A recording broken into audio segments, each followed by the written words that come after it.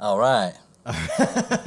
So, we're back and we're here with Kipp Elbaum, A.K.A. this motherfucker right here. Huh? Brains on this kid. All right. So, what's going on, man?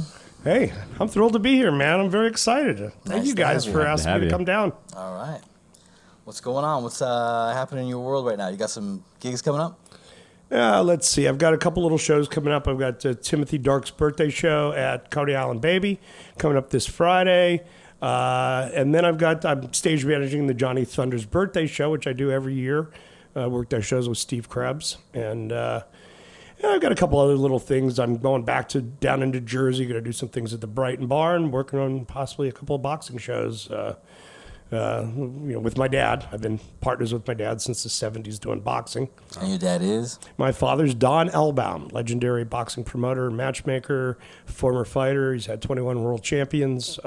And he's the 2019 International Boxing Hall of Fame inductee for promoter matchmaker, Nice. which is a huge, huge honor in the sport of boxing. Nice. Cool. All right. What do you got? Who are you? What do you do? Show us what you got. Kipp is a promoter here at High Shelf Studios. Kipp, how do you kind of go about like networking and just kind of getting? Part of everything is I've been around for so friggin' long. I've been doing this. Since I was 13 years old. I'm 61. I'll be 62 in a few weeks. And part of it is I know so many people. And, I never wanted to do, I've done a lot of regular gigs, a lot of regular promotions that come up regularly. It's not really my favorite thing. What happens is a sound comes into my head. A band will come up that I'm seeing live or I'm seeing something online about them. And all of a sudden, I just go, wait a minute. If I put band A with band B, that's a hell of an interesting show. And really, that's how usually my music promotions are created. I come up with, I hear the sound of the night in my head, and I make that happen. It's like making like playlists. Yeah, almost. Yeah, it really is. And, luckily with me, I've got, a lot of bands come to me, and it's funny because we want to do a show. And I go, I'd love to have you. Yeah. But nothing pops. And all of a sudden, 6 months, 8 months, a year, sometimes, a couple of years later, I've seen another band and they pop back into my head and I go, there's the event. That's the basis of the show. And that's kind of how I've always done things. I do have a couple of regular series and I have done both regular boxing series and music series, in my life. I have a series going on right now at the Delancey with Alan Merrill. That's the gentleman who originally wrote and recorded I Love Rock and Roll, which is one of the greatest rock and roll anthems of all time. I've been working with Alan for many, many years now. I had a successful 33-month run at the Sidewalk with Alan Merrill's I Love Rock and Roll Scene, because my company right now is Elbaum Tanner Rock and Roll Scene. So it's Alan Merrill's I Love Rock and Roll Scene Saturday night. We did that for 33 months. It was very successful. Once Sidewalk closed, I moved the show to the Delancey, but I had to change the theme of the show because now it's a Tuesday night. And the first show I did with Alan at the Delancey, it was his new record release. We had a really, really successful night. I had a couple of bands on. One of the bands is called Envy the Young. And the bands I had opening for Alan did predominantly cover songs. Now, anybody that knows me knows that, I'll dance the night away at a wedding reception, but in a live music venue, I am not about cover songs. Every band, I think, should cover a couple of songs, but I like originals. But I had I had this night with all these covers, and people were dancing. Tuesday night at the Delancey, and I got 60 people in the audience dancing.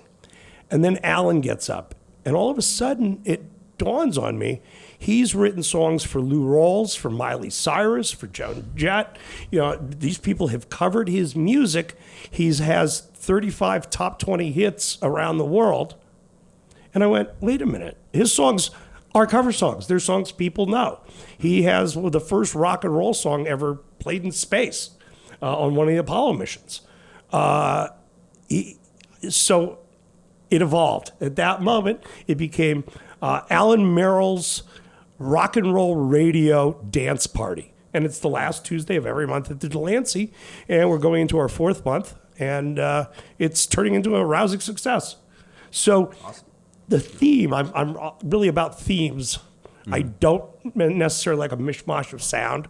I'll do a mishmash for a fundraising event. Then it makes sense to me. Yeah. But a normal show, I'm not big on just throwing a bunch of different bands in there. I'm less worried about the draw than I am about the quality of the night. And I've been successful doing it that way. And that's how this series has started. But I would never be a club booking agent, no desire. You're only as good as your worst performance. And that's the problem. In a bar, everything's about the register ring. And, you do 9 great shows in a row, one bad one, that's the one you're looked at.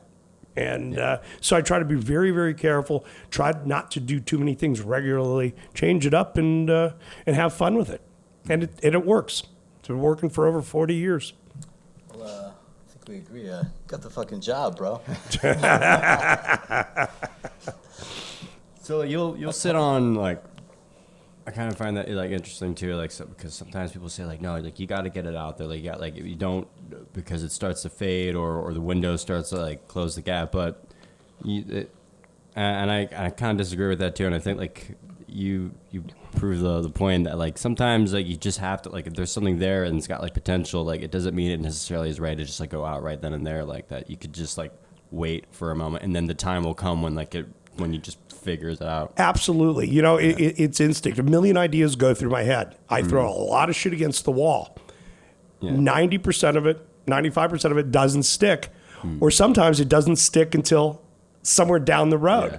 But what keeps feeling good? Like I go, oh, this is what I want to do. And I get all excited. I go, yes. And then a few days later, it's just not coming together. The next idea is popping. The next idea is popping. And that's my MO and has been. Again, I've been doing this. I sang in my first band when I was 13. I promoted the second show that I ever sang. I promoted the night. And my life's been on a downhill spiral ever since. Is the life we chosen? Pardon me? Is the life we chosen? Yes. I mean, I grew up in promotions. I grew up with music. My grandfather, when I was 8 years old, bought me a transistor radio. And back then it was one little earpiece. And I took it to bed with me, and I wasn't allowed to listen to it when I was going to sleep, but I hid it under my pillow, and I had the earpiece in on the side I was laying on so my mom couldn't see. And back in those days, it was 77 WABC, Cousin Brucey. And back then, Top 40 radio was amazing because it was a mixture of all kinds of great music and this new budding rock and roll scene of the 60s. And I was hooked. I mean, I was hooked at 8 years old. So we're talking 1965. And I kind of knew. I kind of knew where I was going from there, man. I had no doubts. Like I said, the first band I was 13, and the first national act I worked with I was 15, and then I just did sound at Wicked Willie's. So you see where life has taken me. Shit. All right. Yeah, shit. That's the word. No. I listen. I could work in a cubicle. I could do a lot of things. I go to bed with music in my head. I wake up with music in my head. And even when I get disgusted with it, music takes me away from that disgust. And I can't help it. It's how I'm wired. So what, try not to like force you to do this synopsis on yourself like some epic, but what got you into that as a Like someone could say, "Oh, I play guitar because I like Jimmy Page or Jeff Beck." Like, what did you do as a promoter? How did you? What model did you use? Was it your dad's boxing promotions? Yeah, I mean, my father was one of the promoters of the Beatles '64 at Three Rivers Stadium in Pittsburgh. My dad was one of the original managers of the Supremes, Really? the OJs. He's the guy who brought Joey D and the Starlighters to the Peppermint Lounge in New York, and I grew up. I started working my dad's boxing shows when I was 8 years old. I would sell programs in the crowd. By the time I was 11, I was working the box office as a ticket seller or a ticket taker. And, I've been in and out of boxing gyms, and I've been there seeing the how shows come together.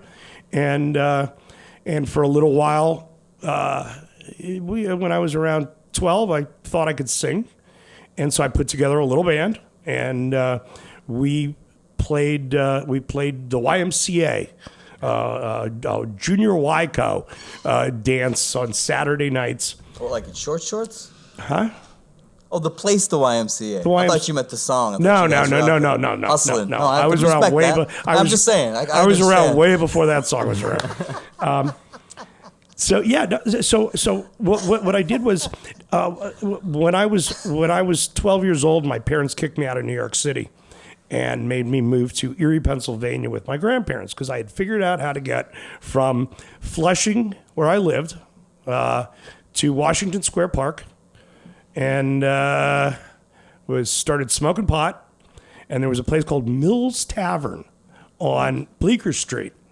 What place would that be now? I couldn't tell you. That's a lot of alcohol and drugs ago. Yeah, okay. Which pharmacy is it now?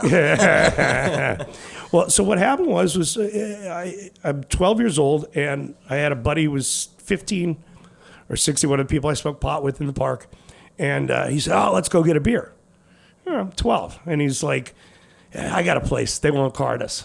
So we walked into Mills Tavern, and old man Mills, who I swear started his life as a curmudgeon, an 80-year-old curmudgeon, and died, 30 years later as an 80-year-old curmudgeon.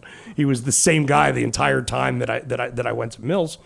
I walked in, my buddy gets a beer, and so I looked, the old man Mills looks at me and goes, "What do you want?" I said, I'm 12. So, a beer. I'll take a beer. He goes, "Yeah, I got all kinds of fucking beer. What do you want?" And I looked at Budweiser and I said, "I'll take one of those, a Bud." He's like, "Yeah, Jesus Christ." I think it was like 75 cents or some shit, right? So I never got carded there. And my parents didn't like it, and they kicked me out to go live with my grandparents in beautiful Erie, Pennsylvania, the Mistake on the Lake. And I don't mind Erie. That's just what a lot of people call it.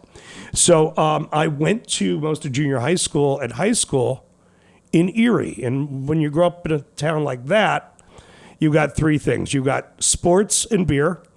I was involved in sports. I loved boxing. Never cared for anything else. And there was not much boxing up there. There was cars and beer. Never gave a shit about cars. And then there was sex, drugs, and rock and roll. And at 12, 13 years old, that looked damn good to me. And beer. And beer, yeah. And I loved music already. So there was two high schools. I went to school in the township, Mill Creek Township, just outside of Erie. And there was two junior high schools. And like anywhere, they were, what do you call it? There was animosity between the two, And so I was the cool kid at my junior high school. And then there was this guy, Bernie White. Back then he was known as Bernie's nickname, Doug Henrik. He was the cool kid at the other junior high school. And, the kids would fight and the sports kids would fight and all of that. And we were the freaks. We were the rockers. So I approached Bernie one day and said, "Let's start doing shows together, your band and my band." I said, "And we'll do these shows every couple of weeks at the Y, and I'll play first, you'll play second, then the next show, you'll play first, and I'll play second." And this had never been done up there. Nothing like this had ever been done. And I'd already been to some concerts. The first band I ever saw on my own was the Rascals in 1968. They had just gone from the Young Rascals to the Rascals.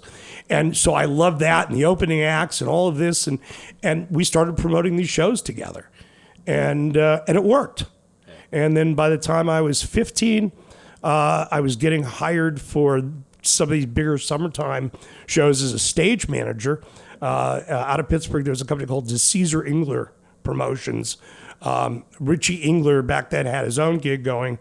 And in the summer, I was 15 years old, and he had a show with, Canned Heat with Bob Bearheight, original singer, Spirit.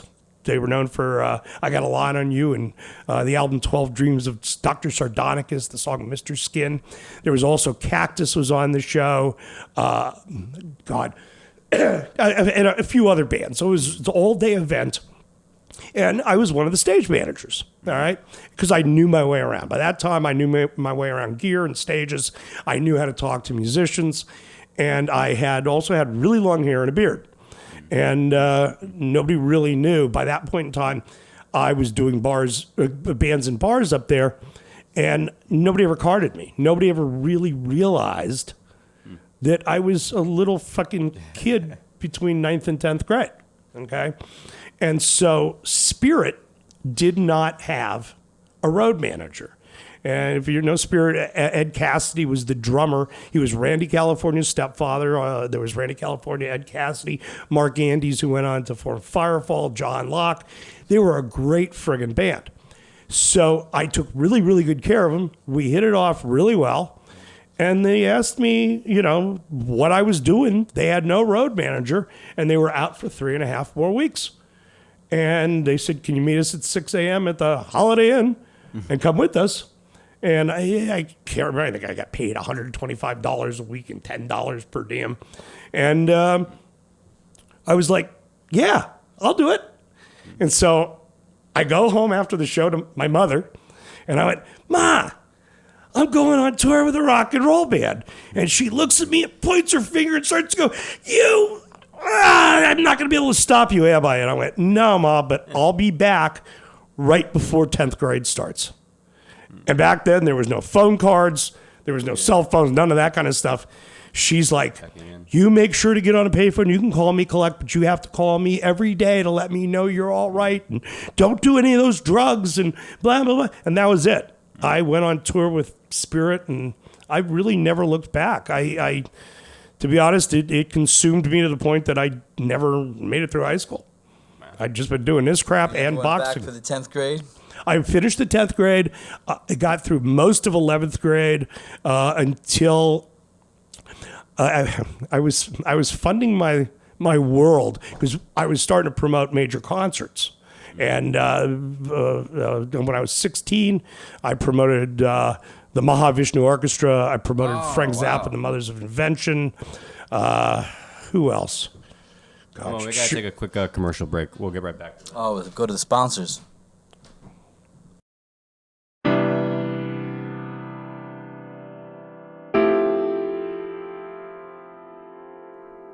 When I first heard of High Shelf Studios, I was looking to record my next album. My business plan was to secure a branding market by becoming a cult leader. We did the sessions at High Shelf, and everything just skyrocketed. We had 11,000 new followers in just a month. We saw the world, traveling, great shows, women and drugs. We stuck religiously to our branding model. I remember High Shelf had excellent outboard gear, great compressors, mic pre's, an assortment of good mics, A.K.A, Neumann's, and a phenomenal live room. We got incredible drum sounds, a very creative, chill vibe, and all at a price even my followers could afford. And they took a vow of poverty.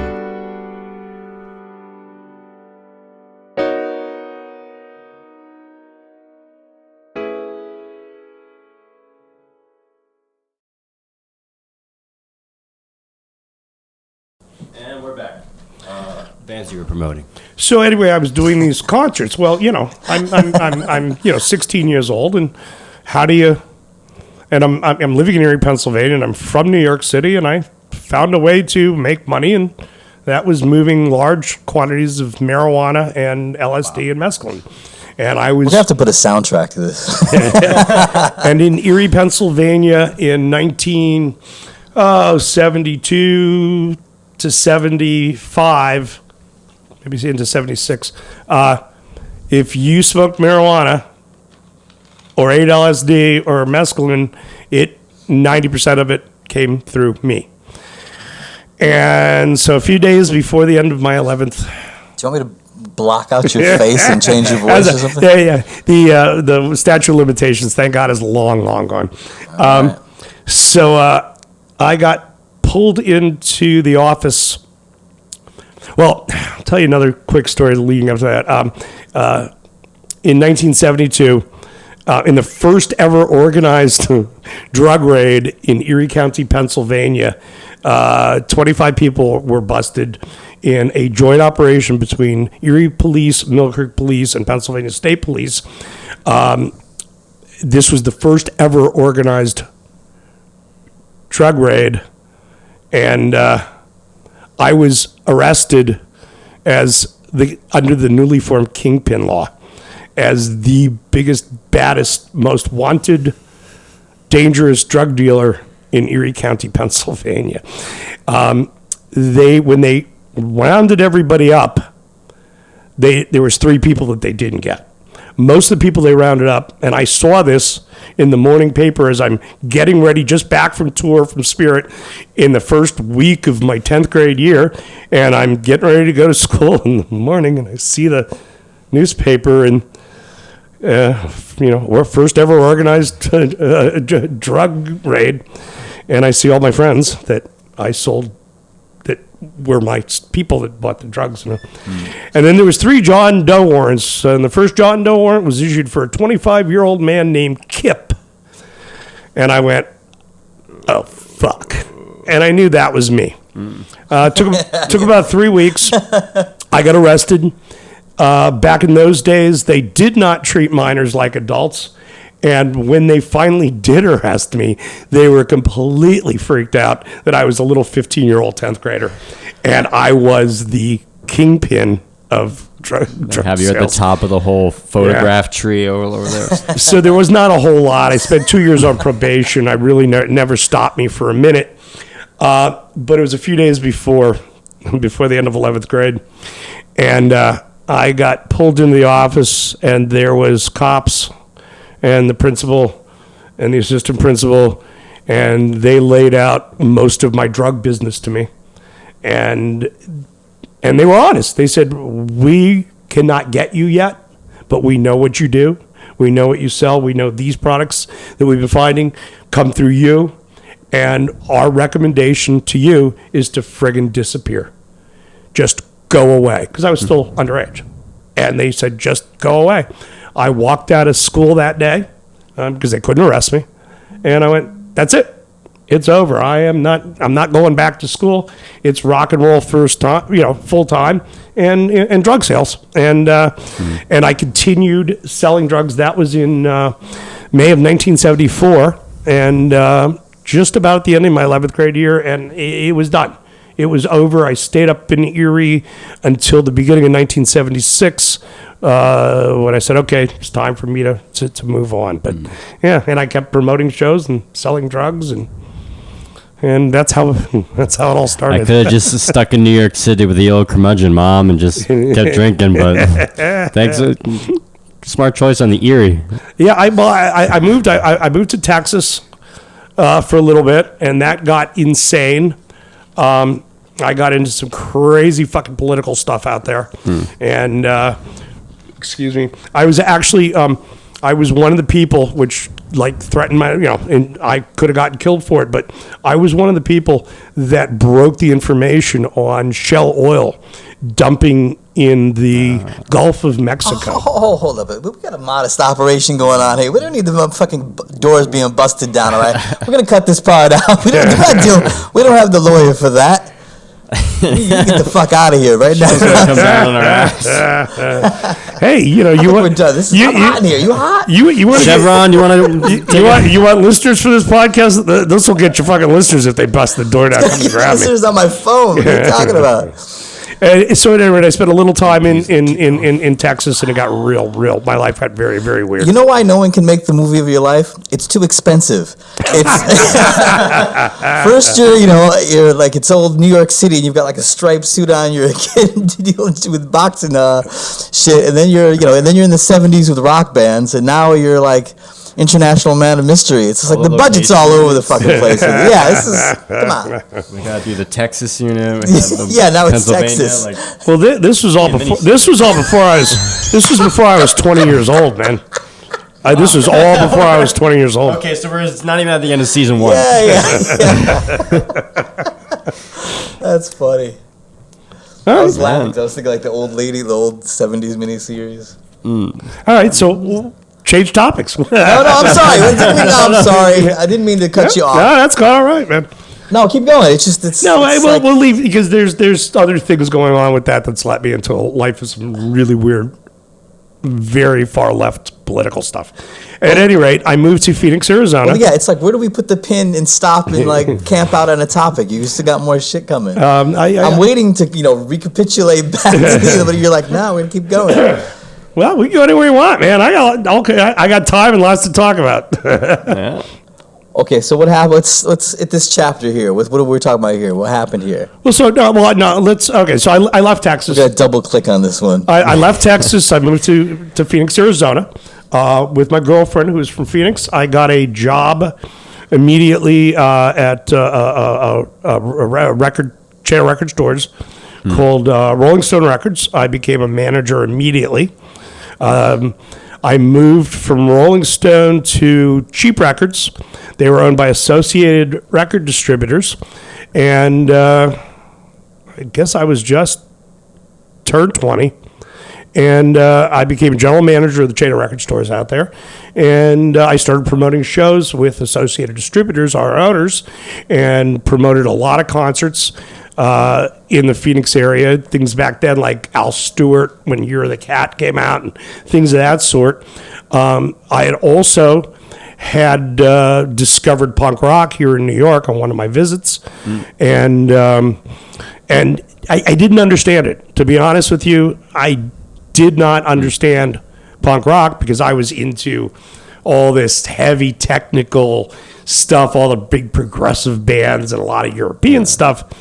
But I knew something was happening. And I knew the Ramones were leading this charge. And then I won a couple of awards for in-store displays for Devo and for a couple of other bands that I was trying to help push out in the Phoenix area.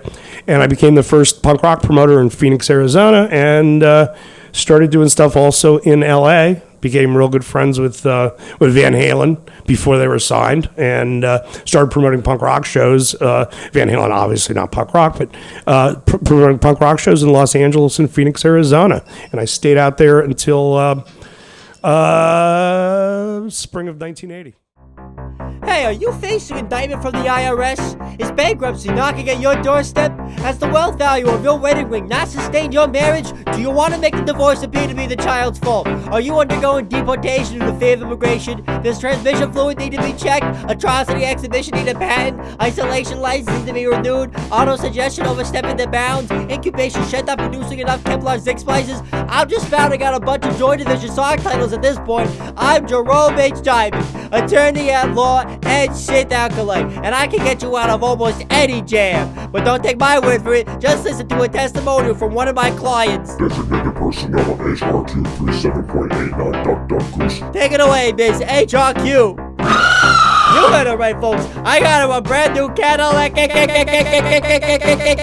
You want to know by now? I got results. No haggle, no hassle, no bullshit. You got bad credit? You got no credit? Then too bad, asshole. That's not my problem. So come down to my office. It's completely located next to the Mercedes-Benz of Topeka car lot next to the freshly painted Cracker Barrel. Don't make me sue your ass.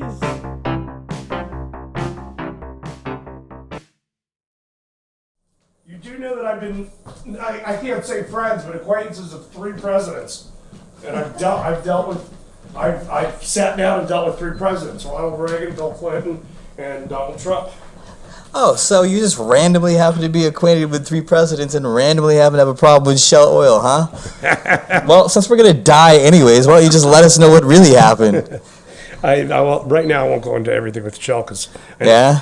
I ended up taking a job with Brown and Root, who became Kellogg Brown and Root, and which is a whole nother side that I won't discuss right now. I'll discuss it when I'm closer to my deathbed, but I still got living parents and I've got living children. So, How did you get to be acquaintances with presidents? because part of it is because of my father. Okay, I mean my father being is a legend. Okay, he's an internationally known legend in boxing. We ran the longest weekly boxing show in history. I've been friends with a lot of senators and congressmen. I used to do a lot of shows in D.C. And I just have a knack of being able to open doors. I negotiated. I was working with the Beach Boys in 1986. I promoted. I was one of the promoters of the biggest concert in history, which was the 4th of July festivities in 1985 in Philadelphia on the Mall. We had the Beach Boys, the Statler Brothers, Joan Jett, the Hooters, Blue Angel, and I had to negotiate a deal because the Beach Boys were doing in the next year. We moved the Philadelphia thing. Oh, by the way, the 85 did 1,200,000 people. Now, it was a free event, but it's still the largest concert in history. Really? 1,200,000 people. My partners were Eddie Haddad and Joe Ranallucci, and it's just some big. And oh my God, the Catone brothers who always did the Newport Jazz Festival, and So I mean, I had some real heavy hitters. Frank DeLeo, Michael Jackson's manager. So at any rate, the Beach Boys were in '86. We moved the Philadelphia event to Valley Forge. And I had the Beach Boys playing 3 events that day. And what they did was they started out on an aircraft carrier in the Potomac with Ronald Reagan on board. And then from there, we were moving them to Philadelphia, or to Valley Forge, to do that show for the 4th of July. And then they were ending up on the beach in Atlantic City outside of Resorts International, and it's impossible to invade presidential airspace. Okay, and I am the only person to have ever been granted permission to invade presidential airspace. What happened was Bob Corey, the Beach Boys manager, and DeLeo called me up for losing their friggin' minds because we had these 3 events and the timing wasn't right to get the Beach Boys off the aircraft carrier because Reagan was giving a speech to America on the 4th of July. And so anyway, I ended up in D.C. I ended up with the Secret Service and the friggin' I ended up in a sit-down with Reagan, and who actually knew who my dad was because of boxing. And I negotiated the first time ever a private helicopter to come in and to remove the Beach Boys while a sitting president was there giving a speech. And it's just never been done before. And because of 9/11, it will never, ever be done again.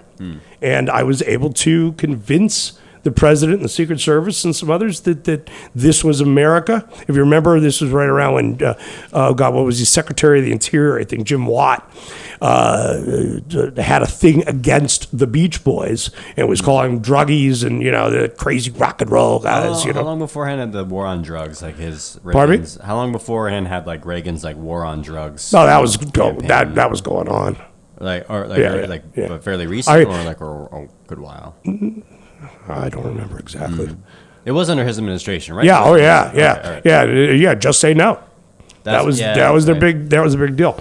I was done by that time. I was no longer dealing drugs. By the way, those days were long. But I actually was able to have a sit down with the president and with the Secret Service and with the Pentagon and the State Department and convince them that the Beach Boys were as American as apple pie, and that we had these three major events going on that we couldn't do if we couldn't get a helicopter to leave while Reagan was on board. And I did the selling job, and it was done. I am the only person in history ever to do that. And it will, I'll tell you, especially because of 9/11, it'll never, ever happen again. So I'm in the history books for that one. All right. Should have been an ambassador, man.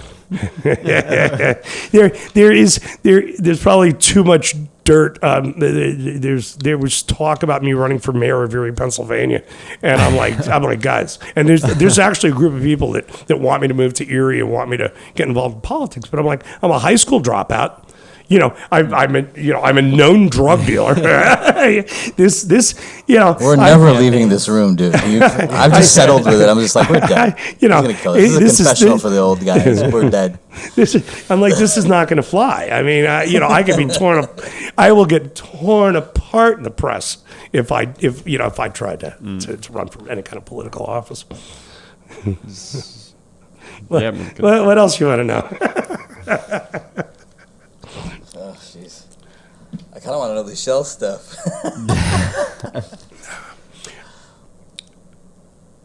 What I will say about it is Is this public record?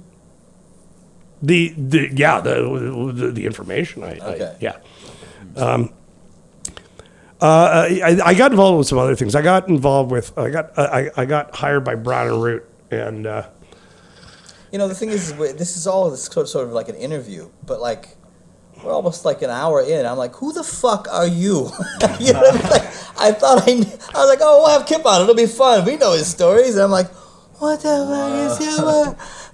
Okay. I just wanted to put that in there because I, along with maybe the audience here, no shit. I'm finding out too. So go ahead, Kipp. I'd like to say, let's get to the good part. I was like, it's all good. Listen, here's the deal. Shell Oil, and by the way, they still have federal waivers.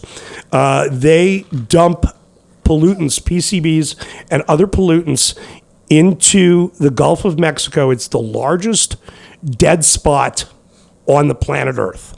Okay, Fukushima and what's the Russian one? These don't hold a candle to what Shell Oil. They have been dumping toxins that have a lifespan of from 10,000 to some up to 100,000 years in barrels. And they're no longer using, but the big metal barrels. Drums, the metal, the old drums. They've been dumping these pollutants into the Gulf of Mexico since the 50s, and metal in salt water deteriorates. The lifespan of the drums in salt water is between 15 and 20 years. There's the largest dead spot on this planet is in the Gulf of Mexico, and it's been expanding for years. Now they've moved their dumping to other barrels, okay, that have a much longer lifespan, but we still don't know. It still has a lifespan. Yeah, it's disgraceful. I was able to gather documents and release information. Sadly, it did not stop the dumping. There was a bit of an outcry. There's a couple of major reporters who are no longer with us, and they died of old age. Not for this, but it was. I was kind of told under no uncertain terms to be done with it. And I really worked hard to try to get this out there and to stop Shell and Brown and Root. And then I got involved with some other things with Brown and Root that were much more nefarious. And it didn't take long for me to just kind of wash my hands of that whole thing. What else you want to talk about? Let's talk about a different subject. How many subjects do we have going? I broke information on Oh God, on CIA drug dealing out of Panama and a lot of stuff. I actually was involved in getting a CIA agent out of Panama. That And now we are involved. The van waiting for us outside. No, what the fuck? that was very, very. He had been brainwashed, like so many, and really believed in America and believed in righteousness, and was down there gaining information to take down Noriega, and what he discovered was he discovered CIA and State Department officials, along with major Colombian drug cartels and major Panamanian officials, including Noriega, that they were involved in, that Panama was the distribution point for cocaine. The reason we took out Noriega was not because he was evil. It was because he stopped listening to our government. And he turned his back and was doing things his own way. But I helped uncover a whole lot of information. I was in Panama. I was at the Loring Air Force Base and interrogated quite a bit. I turned information over that is still in existence with a major writer for the New York Times. And again, also put in a position that my family and my life were in jeopardy. And the Air Force officer he was given immediate discharge with full benefits and a higher rank, et cetera, but we ended up having to kind of sit on everything and be quiet. Is this the same face that you were born with, or do they have to like? It's the same face, man. Hey, listen, I don't give a shit, because I really tried to be vocal about a lot of this stuff, and there are people who know this. How do I put? I don't give a fuck. Okay, these things are there are crimes that major corporations and our governments have been involved in, and I have had the opportunity to attempt to get the word. Some of it's gone public, a lot of it hasn't. God, I can't remember his name, but the newspaper reporter who got run out of Panama. What the hell's his name? They made a movie about him. Give me dramatic string sound.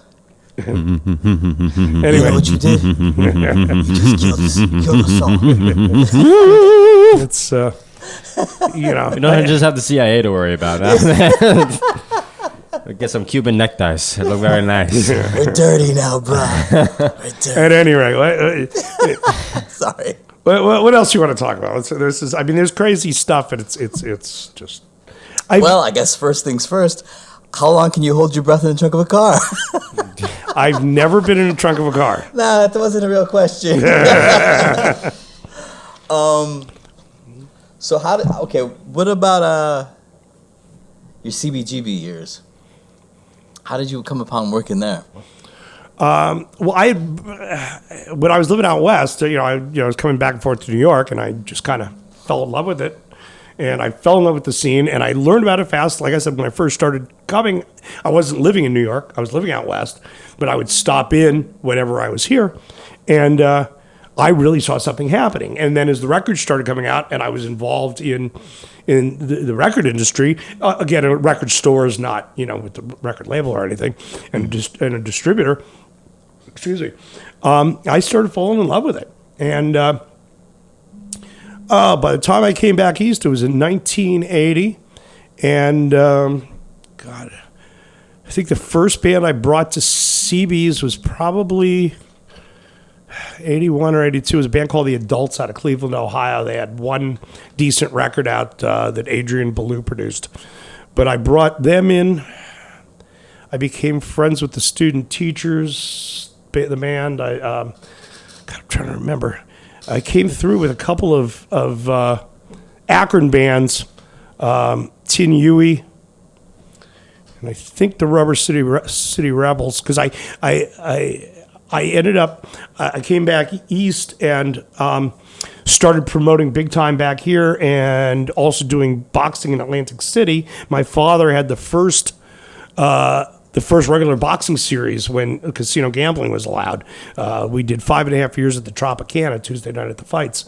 And so I was basing my time between Erie, where I had a little office, New York, where I worked out of somebody's apartment, where I had a room, Atlantic City, where I had a place, and we had a big boxing office there, and then also Chicago, where so I got hired by FBI, Frontier Booking, not the FBI, Frontier Booking International.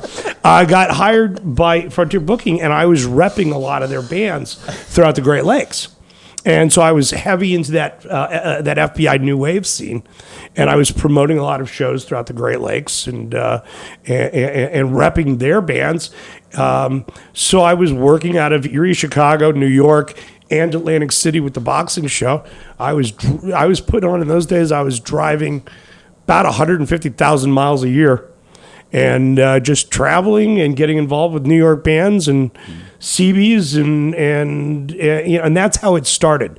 How I actually started working there, besides bringing bands and then promoting shows, was as all things in this business. I ended up more than once broke and homeless, living out of my fucking car, and God, it was well towards the end, but I guess it was, I don't know, when was it? I was promoting a lot of shows in the late 90s at CB's. And I guess it was 2000, 2001? I don't know.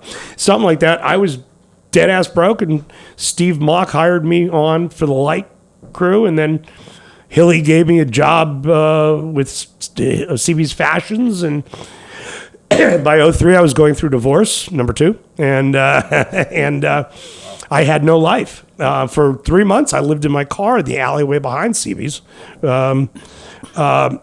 What was our porter's name? Do you remember him? Muhammad? Yeah, I think it was. So he would come outside the back door. we had that little restroom downstairs in the lounge, and nobody ever knew about that bathroom. So Muhammad would come in the morning, and he would clean that bathroom and then come out the back door, knock on my window. I would come into CB's and kind of sponge bathe in that bathroom to get cleaned up, you know, and then he would mop it down again. And I did that for 3 months, living in my car behind CB's. But no, Steve Box saved my butt, and Steve was the head light guy, and he gave me a job doing lights, and Hilly gave me a job doing fashions. Mike, what was Mike's name? Mike Money, yeah. Mike was like, yeah, I'll hire him. And then I also got a job as doing security and door when the smoking ban went into effect. What was it? I can't remember. 2004 maybe. Hilly realized that we were going to need an outside security team because of noise and people coming out and how many people there would be outside, because, you know, when you could smoke, nobody ever went outside. There was no reason. So Hilly asked me if I wanted it, and I started the outside security team. I hired Andre. I hired Nicole Benoit, however the hell one of my best friends, and I don't know how the hell to pronounce her last name, which had a lot of people pissed off. Women had worked security in the past at CB's, but there hadn't been in quite a while. And I hired Nicole, and I got a lot of shit from the old guard there. From I remember that. One of your best friends. But CB's was, I did not work there in the early days, but I brought bands through, and then started doing more and more shows, and then, you know, and then I lucked out, and I'm really honored. I was not a part of that staff in the heyday, but I'll tell you, every day, with as insane as that place was, it's still one of the greatest things I ever did. I got to meet you and some other wonderful, wonderful people that remain friends to this day, and I promoted some great shows. I mean, I had a lot of really amazing shows at that place. It was fun working there. Yep. It was high school with beer. Yeah, and exactly. the cool kids got to run the shit. Yeah, it was people that worked there were more interesting than the bands. And then your buddy peeing in the sound booth all the time. All that. Yeah. Hilarious shit. Yeah, that was the first job I ever went to where, it didn't occur to me after a while. I was like, oh, wow, it's like there's 3 stages. There's 3 little staffs. There's like that many people, and it's just like there's not one person that works there that I would like dip to avoid or anything. Oh, yeah. Just stop and talk to anybody. Yeah. And everyone was cool and everyone had their own little thing going on in their lives, Yeah, no, it was a wonderful place to work. It was part of history. And there's just, like I said, it is, with a lot of the stuff I've done, it's one of the highlights of my life. Yeah. I mean, they paid for shit. I was working 3 jobs. I'm divorced. I was homeless. I'd be in there all day working for CB's Fashions, and then most nights I'd go on either a light gig or a door gig or a security gig, and I would just stay there kind of around the clock, and living in my car. CB's would close, and I had the lovely moments of that late night dump, having to go to the Mars bar to do it, which is actually that. While doing one of the greatest things I've ever done, it remains one of the most horrifying and worst things I've ever done is taking a shit at Mars bar more than once. Yeah, that's rough.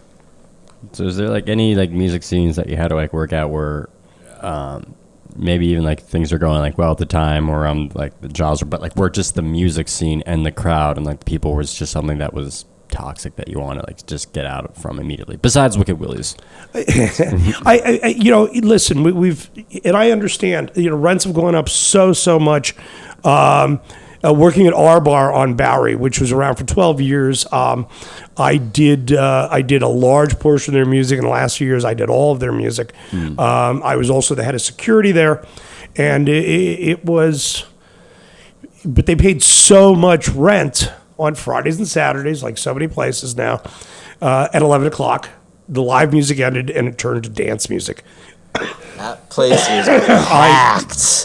Like fish trying to fucking move through the crowd. They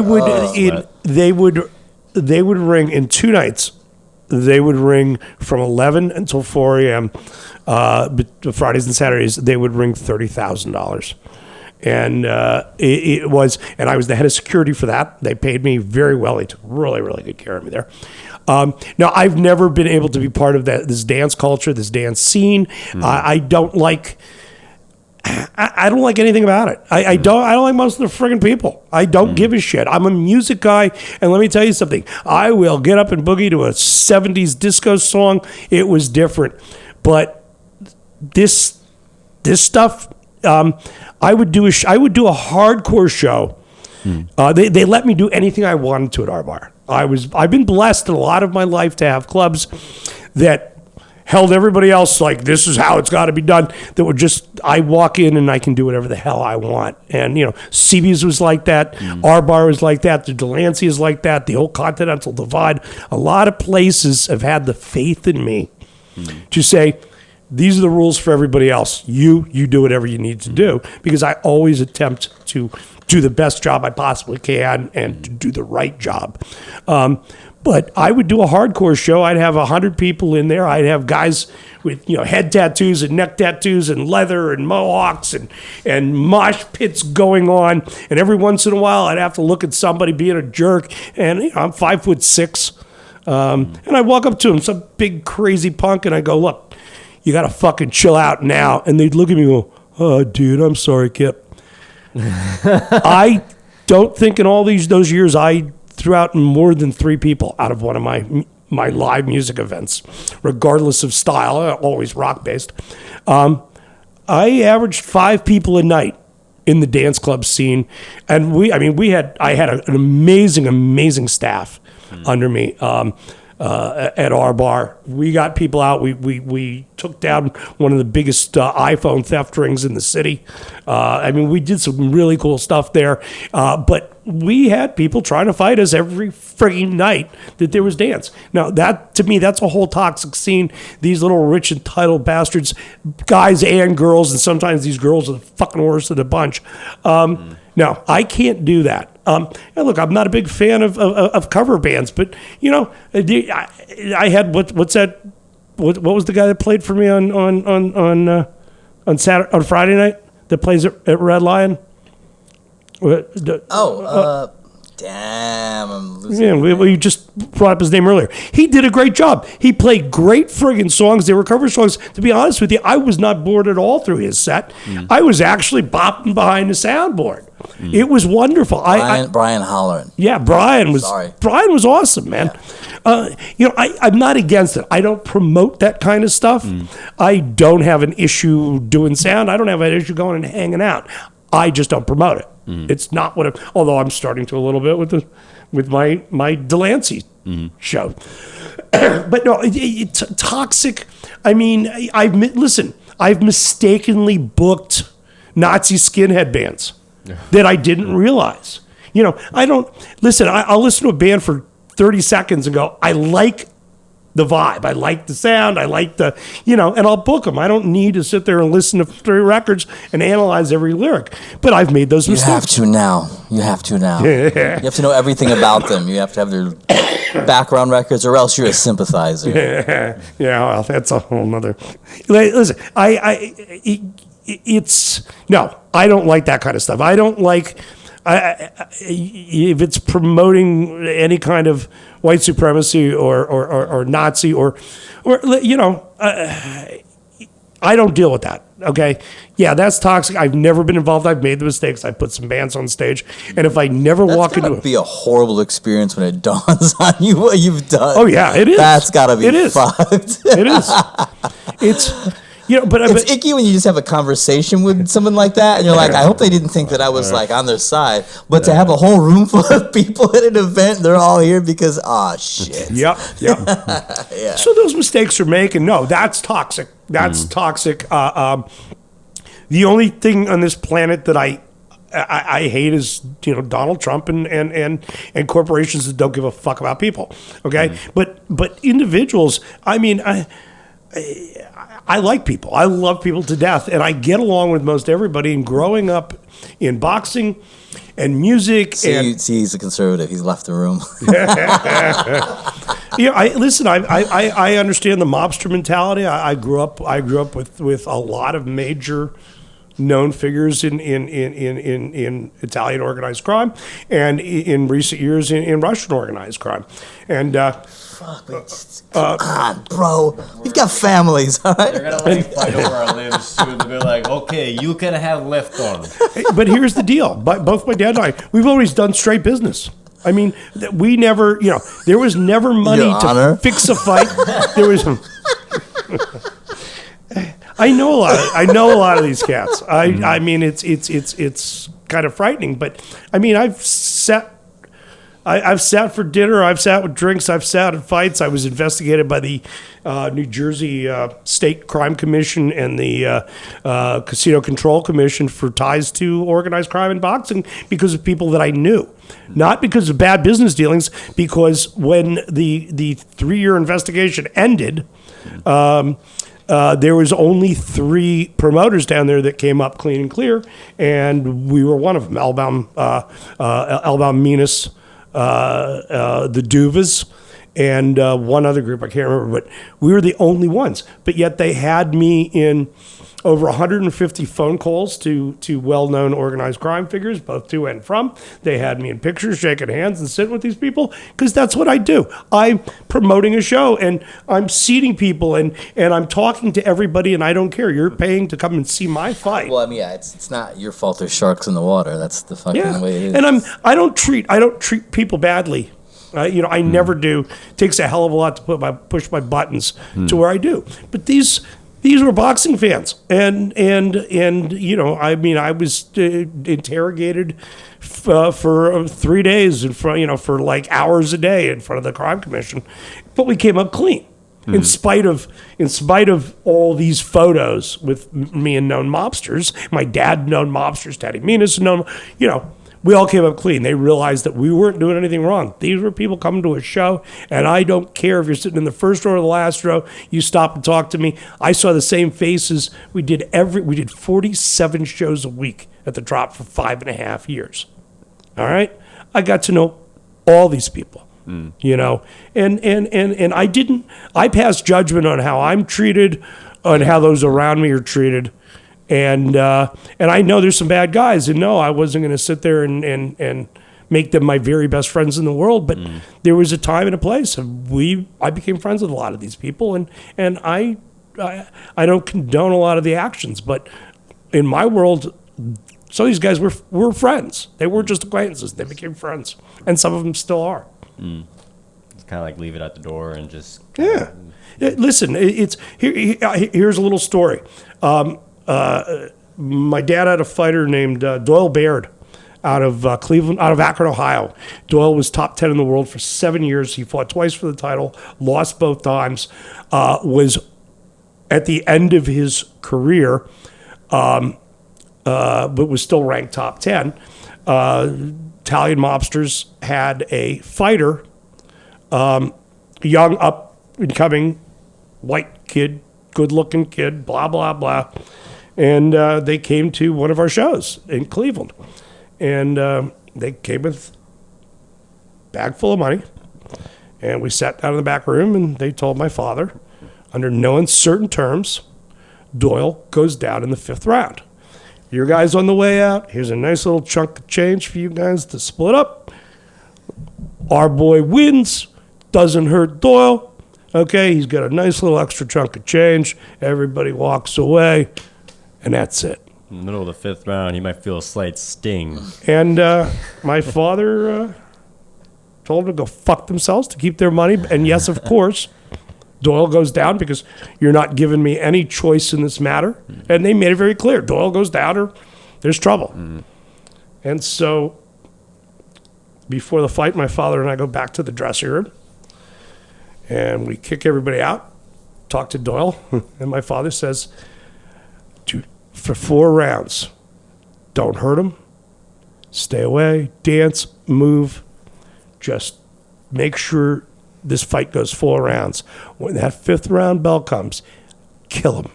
I don't give a fuck what you do. Take this motherfucker out. Hurt him. Fuck him up. Kill. I don't care. And so Doyle's like, you got it, boss. And for 4 rounds, Doyle toyed with the kid.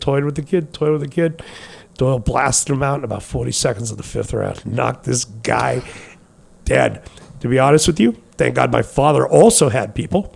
I was rushed out with people protecting me, as was Doyle, our families. My family had to get moved out of their house in Pennsylvania, and we had to hide out for a couple of weeks till this all blew over. There was guys with guns that literally surrounded me, ran me out on my dad's side, ran me out to the Cadillac, shoved me in. I mean, literally shoving my head down, guns out, and we raced out of there. Same thing with Doyle and his family. And yeah, we have been involved in business with plenty of mobsters. We have never taken a dime. We have never had a fighter take a dive. May the best man win, and that's the way my dad's always looked at boxing, and that's the way and business. Some things work, some things don't, and that's just the way it is. Shit. Let's do another quick break. Okay, this podcast sponsored by us. We pay for everything. Well, alright, we're back and we're taking calls for Ask the Sound Man. You ready for some calls, Sound Man? Yeah, sure. Well, alright, we got Josh on the line. Josh, what's your question for the Sound Man? Yeah, my dad had a gig about a week ago, and we lost a few of our adapters. Like the sound man, he didn't even help us out. Like, it was my impression that you guys said you had the equipment at the club. You guys are supposed to be professionals. Listen, Listen, you're playing your gig at a music venue, not a music store, all right? It's up to you to have all the things that you need for your performance. Don't rely on our inventory. Yeah, okay. Last question. Why are soundmen always so miserable, huh? Is it because they're failed musicians? I get a paycheck. You get drink tickets. Who's the failure, you talentless piece of shit? You know, if you don't like your job, why don't you just quit? You know what? I love my job. I just hate the narcissist pieces of shit clientele. That's why. Yeah, right. Why don't you go fucking get on to you Just piece jealous of of you guys. Like out this town on guys, stage, getting the sweet food thing while you live in your Bobby No, pathetic. lick my hobo. crusty That's anus, right. all right? Are we back? Yeah, We're back. Woo, yeah. Yay! So, where should we? It's all on chopping. What's the expression? Chopping block? No, it's on the. On the table? It's on the editing floor. Never mind. Okay. Anyways, So what are you up to now? I'm broke. I'm unemployed. That's not what... And I'm homeless. It's so, I'm getting older. I've abused myself a whole lot over the years. I got a bad hip. My feet are going bad. I've got some serious issues with my spine. Amazingly enough, my liver is great. How the fuck that happened is beyond me. My kidneys are great. My heart is great. My lungs are a little congested from stupid cigarettes that I keep trying to quit. But I'm getting older, and I can't do the lifting. I can't do a lot of the stuff. I can't spend 10 hours in a van to go hunt gear and So what you're saying is you've stopped taking cocaine. Yeah, a long time ago. I can't do a lot of the things. I've produced some records. I've always had a really good ear. Never really a sound man, but I've always had a situation where, because I've been tour manager a lot and manage a lot of bands, that I sit down with the sound engineer and explain what I want and what I need. This is what I'm looking for. Running up to the sound engineers during sets and saying, listen, I need this and this. I also, have seen a lot of really great sound men, but very diverse attitudes.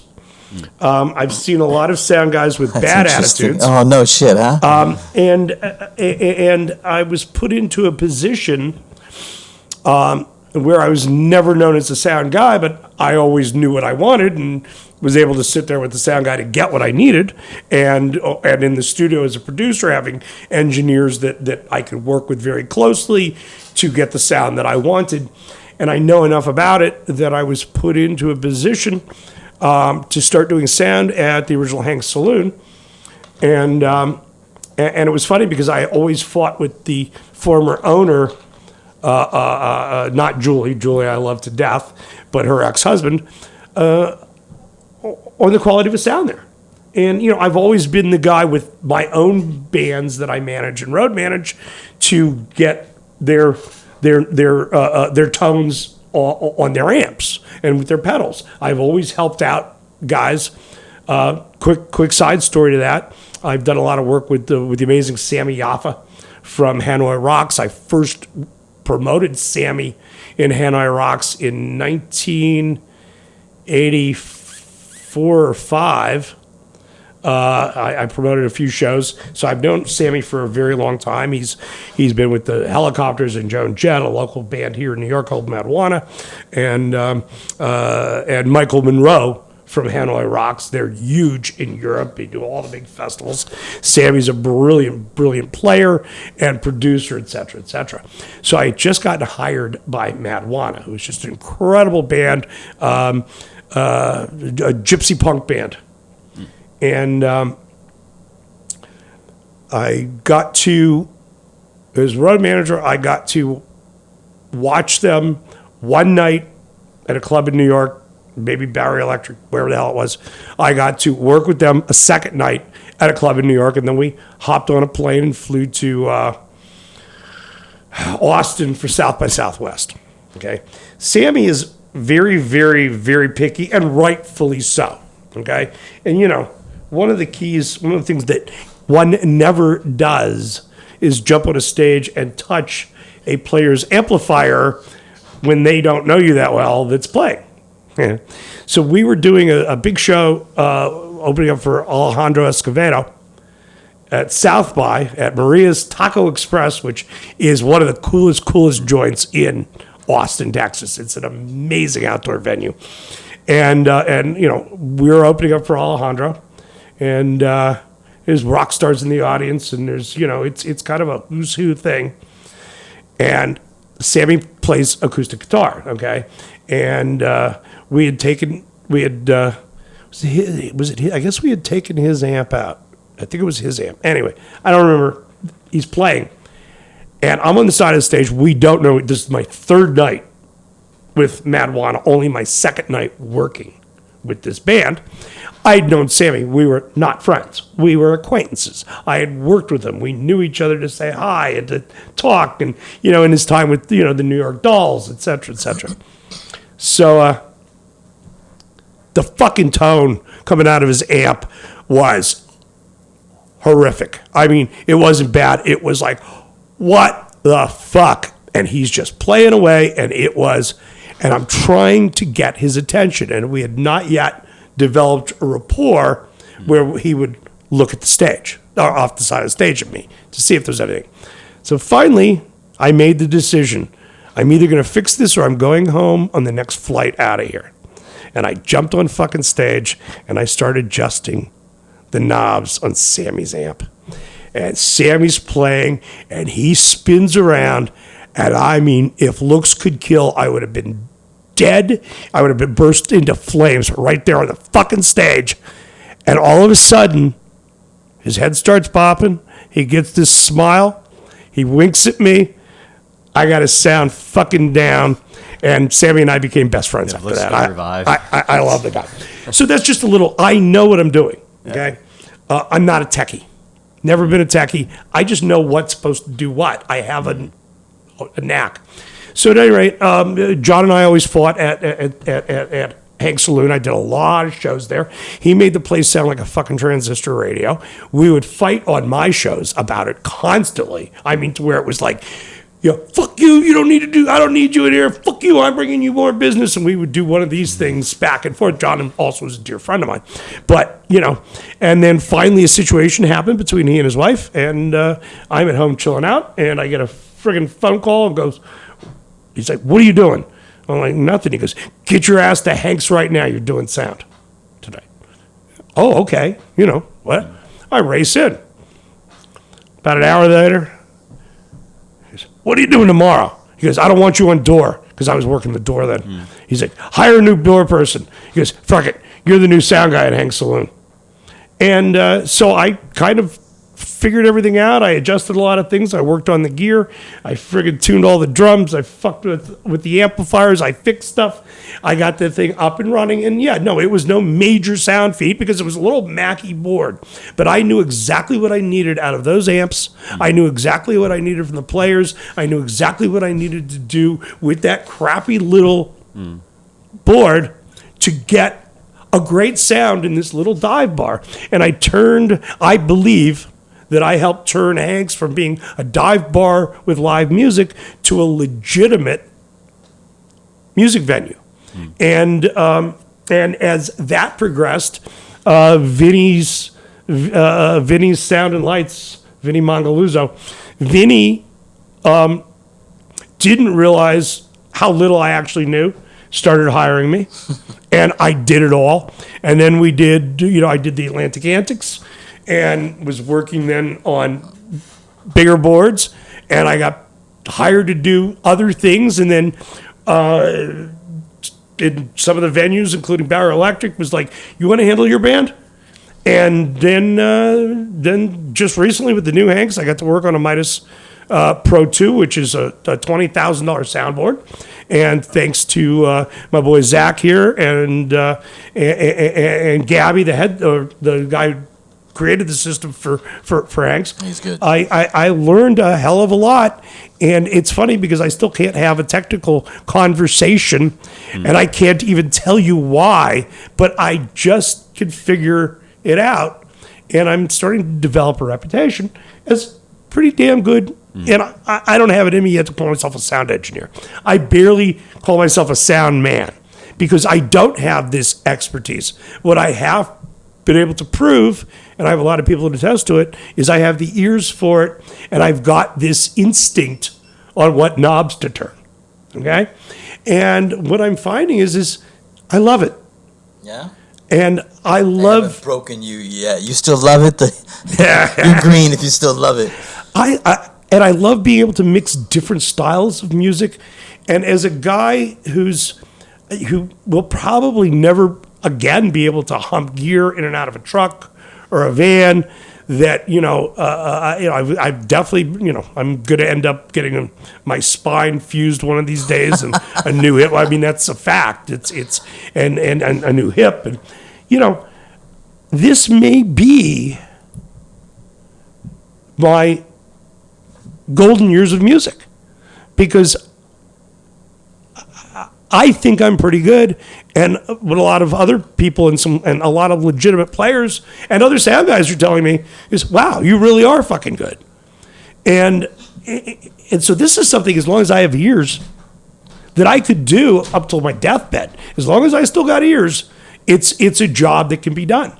And so I'm kind of thinking that I'm looking to really almost completely reinvent myself as a sound guy for my remaining years, and I hope I really would like to be successful at that. And I do a lot of studying and a lot of reading, and I'm figuring out a lot of this stuff, and I'm not afraid to make mistakes, and hopefully my mistakes don't hurt any of the bands, but I get in there and I'm doing it, and so that's what's happening, and that's something that I'm very, very excited about, and I like it. I enjoy mixing bands, especially a lot of different styles, and I've gotten really good at acoustic instruments and stringed instruments and percussion and horns, and I find it thrilling, man, because it still keeps me active and working, which I need.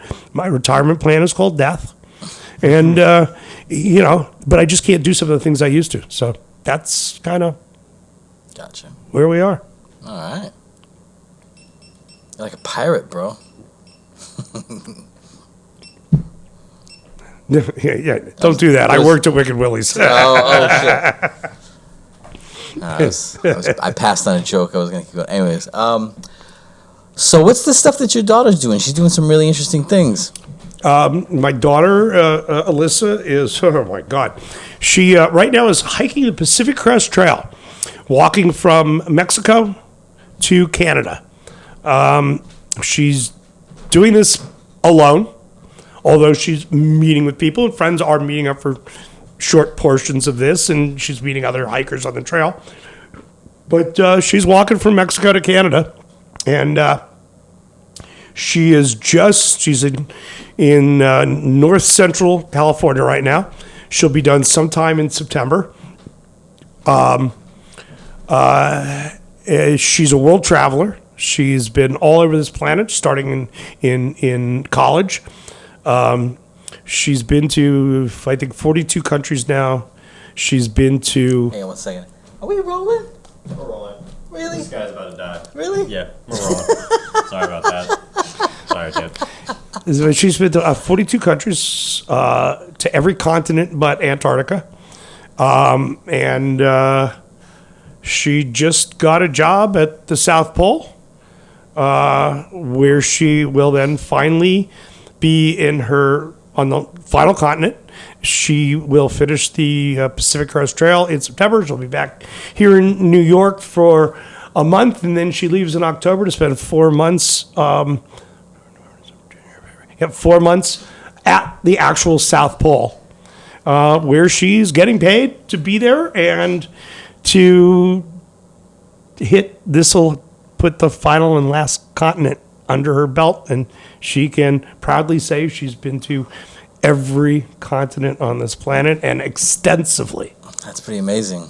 And she does all this traveling. She's been doing it since I guess her junior, started out in the end of her junior year and in college, and does all these trips by herself. She plans them out. She works. She works her butt off. She saves every penny. And she went to a top college, Hampshire College at Amherst, Mass. And she graduated top of her class up there. She graduated from Eleanor Roosevelt High School in New York City, number 3 ranked high school in New York, top of her class, and the top students in the entire city of New York. Top 100 students, the graduating class of 2011, top 100 students in the entire city of New York. And yeah, I mean, she's been, she's been with me. We've been traveling. When she was 9 and 10 and 11 years old, she'd be at CBGB's running through. I was the light guy for the Sunday hardcore matinees, and she'd be back there in the mosh pit. She'd, she's been coming to the bars with me. She's a top-notch bartender. She's got, does bartending because she makes a lot of money doing it, but also she's got psychology degree, and she's worked with kids with eating disorders. Hampshire actually started a course based on her. What do you call that thing to graduate college? See, I never Thesis. Yeah, thank you. She traveled the world studying happiness. And well, what is it? Really? What is it like? What makes people happy? And not just from the psychological side, but also from the neurological side. It's the neuroscience side of it.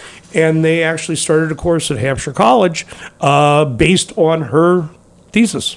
There's like 8 more beers. Have her come down and talk too. She's she'll happily come down, and I've had her. She's been on radio shows with me. Oh yeah. Oh yeah. She's done interviews. That's got to be really interesting. But right now she just hit the mountains. I encourage her. She's got friggin' balls bigger than, it's just incredible. When she was in Vietnam, she was in Nam? Oh, okay. Yeah, not the war. Yeah. Somebody tried to mug her in Ho Chi Minh City. Oh, shit. And fearless little bitch went and chased them down. And they were on a scooter, and she went and chased them down. And really? They did not get her shit. Okay. I'm one side of me is, such a proud papa, and the other side is scared fucking to death because she is friggin' fearless. No, she plays multiple instruments. She's got a degree in music theory that she just aced. When she was in 11th grade, the Erie Public Schools, Eleanor Roosevelt, one of the top schools in the city, could no longer provide her with proper courses in mathematics. So in 11th grade, she started going to Hunter College just for math because the high school system, she'd already aced all that crap. And she's 5 feet tall. She's got fucking 35, 40 tattoos from all over the fucking world. When she was 16, she started bugging me. I was a single parent. She started bugging me, going, "I want a tattoo." And I'm like, "You're not getting a fucking tattoo. You're 16." She's like, "It's legal in Pennsylvania." And I know a lot of people in Philly and Erie and stuff. She's like, everybody in New York or in Pennsylvania. She goes, "I want a tattoo." I'm like, "You're 16 fucking years old. You're not getting any goddamn tattoo." Okay? End of story. Wait, how old were you in your first tattoo? 50. Okay, all right then. Oh, yeah. Because I was on the other side of the law a whole lot. And I did a lot of things. And how do they, tattoos and scars. And I only have a couple of scars. And How they tell your stories, right? Huh? Is it like, I think, I'm trying to recall from, but like, that's like kind of how you guys tell a story. Is like. No, I'm not in prison. I wasn't in prison. That's a different. You guys, what the fuck are you talking about? I'm not a gangbanger. Cults? What do you mean? I love you guys. I thought I sounded nerdy when I said take cocaine, and he's like, "So you people with tattoos, it tells you a story?" No, a lot of assholes have tattoos.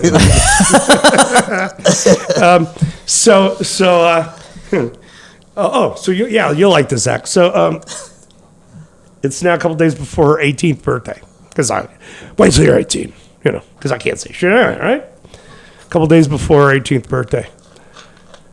She goes, "So where do I get my tattoo?" Fuck, I've been dodging this bullet for almost 2 years. She's like, "Where am I going?" "Oh, honey, I don't." She goes, "Here's your choice, Dad. I walk down a New York City street and I walk into the first tattoo parlor I see and I get a tattoo, or you set me up with somebody." And I'm like, "You little bitch. You gotta be." So I set her up with Becca, with our Bad News Becca. Who also worked with us at CBGB's, and did her first tattoo, and she has a octopus running down her entire side. It's huge. That was her first That tattoo. was her first tattoo. And now she's got them in probably 30 of the countries she's been in. And I got to admit, she's got some incredible art on her body. And she's such an amazing human. I'm so proud of her. And, she's not just my daughter, she's my friend. So That's cool. All right. Very nice. I think we should keep it here. No more implications. You're never gonna see us alive again. Yeah, you can almost see the red dot moving toward the middle of my forehead. All right, that's pretty good. I think we should cut it here. That's a lot of story. Hey, that's been fun. Come back for Definitely. Yeah. continue the saga. Kip strikes back or whatever. Too, man. Anytime you've gotten only a very little piece of my weird life. All right, Kip. Gentlemen. Anywhere anyone business-wise can get a hold of you. Kipp Elbaum on Instagram, on Facebook. Elbaum Tanner Rock and Roll Scene, also on Facebook. But just look for me, Kipp Elbaum. When you go to Facebook, Kipp, and then last name, if you just Kit E, believe me, I come up. And you can find me all over Google. A lot of this dumb shit is out there. And, I'm fightable. All right. All right, folks. Well, we're coming to you from. I'm sorry. Go ahead. Did you have an outro? No, you heard him. Hit him up. Don't try to get him to fix a fight though, because he won't. No, I He has won't. Integrity. Thank you. We'd like to thank our host, the sunny, picturesque High Shelf Studios. Love it here. We're going right from here to a taping of Wheel of Fortune. We're gonna just make the most of this trip. All right. Good night, folks. Cheers.